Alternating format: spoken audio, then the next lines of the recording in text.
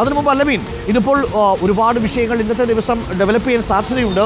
ഇന്ന് UDF പ്രചരണായുധമായി ഉപയോഗിക്കാൻ പോകുന്നത് ഈ ലീഗിനെതിരെ, പ്രത്യേകിച്ച് പാണക്കാട് തങ്ങൾക്കെതിരെ മുഖ്യമന്ത്രി നടത്തിയ സ്റ്റേറ്റ്മെന്റ് ആണോ? അതിപ്പോൾ എല്ലാ പത്രങ്ങളുടെയും സ്റ്റേറ്റ്മെന്റുകളായി വന്നു, ചന്ദ്രികയിൽ മുഖപ്രസംഗമായി വന്നു.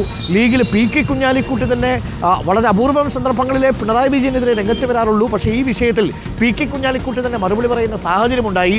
ആ വിഷയം ഇന്നിപ്പോൾ പാലക്കാട് കത്തിച്ചു നിർത്താൻ ശ്രമിക്കുമോ, അതല്ല മറ്റു വിഷയങ്ങളായിരിക്കുമോ ഇന്ന് UDF പ്രധാനമായും ചർച്ച ചെയ്യാൻ ആഗ്രഹിക്കുക? ഒരു കാര്യം കൂടി, UDFിലേക്ക് BJPയിൽ നിന്ന് എന്തെങ്കിലും തരത്തിൽ ഒരാളൊഴുക്കുന്നുണ്ടാവാനുള്ള സാധ്യതയുണ്ടോ?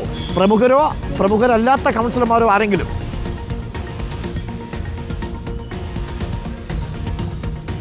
അരുൺകുമാർ, അങ്ങനെ ഇതുവരെ തെരഞ്ഞെടുപ്പിൽ ചർച്ചയായ വിഷയങ്ങളൊക്കെ ഇന്നും സജീവമായി നിലനിർത്താൻ തന്നെയാണ് UDF ആലോചിക്കുന്നത്. പ്രത്യേകിച്ച് ഈ മുഖ്യമന്ത്രിയുടെ ഇന്നലത്തെ പ്രസ്താവനയൊക്കെ തന്നെ, തങ്ങൾക്കെതിരായിട്ടുള്ള പ്രസ്താവന, പാണക്കാട് കുടുംബത്തിനെതിരായിട്ടുള്ള പ്രസ്താവനയൊക്കെ തന്നെ അത് BJPയെ സന്തോഷിപ്പിക്കുന്നതിനും BJPയെ പ്രീതിപ്പെടുത്തുന്നതിനുമുള്ള പ്രസ്താവനകളായിട്ടാണ് UDF നേതൃത്വം ചൂണ്ടിക്കാണിക്കുന്നത്. അതിനെ ആ രീതിയിൽ തന്നെ സജീവ ചർച്ചയാക്കി നിലനിർത്താൻ അവർ ആഗ്രഹിക്കുകയും ചെയ്യുന്നുണ്ട്. ഇന്നത്തെ പ്രചരണ വേദികളിലും ആ രീതിയിൽ തന്നെ മുന്നോട്ട് കൊണ്ടുപോകുമെന്നത് സംശയമില്ല. ഒപ്പം ഈ സന്ദീപ് വാര്യർക്ക് പിന്നാലെ ചില BJP നേതാക്കൾ കൂടി കോൺഗ്രസിലേക്ക് വരുമെന്ന് അഭ്യൂഹങ്ങൾ പറഞ്ഞിരുന്നു. ഇന്നലെ അത്തരം ചില ഒഴുക്കുണ്ടാകുമെന്നാണ് കരുതിയിരുന്നത്. പക്ഷേ അത് ഇന്നലെ ഉണ്ടായില്ല.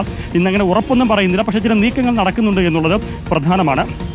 തെരഞ്ഞെടുപ്പിൻ്റെ അവസാന മണിക്കൂറിൽ അത്തരമൊരു നീക്കം കോൺഗ്രസ് ക്യാമ്പ് ഇനി നടത്തിയാൽ അത്ഭുതപ്പെടാനുമില്ല. ഏതായാലും അത്തരത്തിൽ വരുന്ന ആളുകളെ സംബന്ധിച്ചോ അല്ലെങ്കിൽ ആളുകൾ എത്തുമെന്നുള്ള സംബന്ധിച്ചോ കൃത്യമായി ഉറപ്പൊന്നും വന്നിട്ടില്ല. പക്ഷേ അത്തരത്തിലുള്ള ചടുലമായ നീക്കങ്ങൾ, സർപ്രൈസ് നീക്കങ്ങൾ പലതും പല രീതിയിൽ അവർ നടത്തുകയാണ്. ഇന്നിപ്പോൾ ഭവന സന്ദർശനമാണ് രാഹുൽ മാങ്കൂട്ടത്തിൽ നടത്തിക്കൊണ്ടിരിക്കുന്നത്. പല മേഖലകളിലും കഴിഞ്ഞ പ്രചരണ ദിവസങ്ങളിലൊക്കെ വിട്ടുപോയ മേഖലകളിലൊക്കെ നേരിട്ടെത്തി വോട്ട് ചോദിക്കുകയാണ്. ഗ്രഹസമ്പർക്കമാണ്. ഉച്ചയ്ക്ക് ശേഷം റോഡ് ഷോ ആരംഭിക്കും. റോഡ് ഷോയിൽ പിഷാരടി ഉൾപ്പെടെ പങ്കെടുക്കുന്നു എന്നുള്ളതാണ്. മുനവർ അലി തങ്ങളും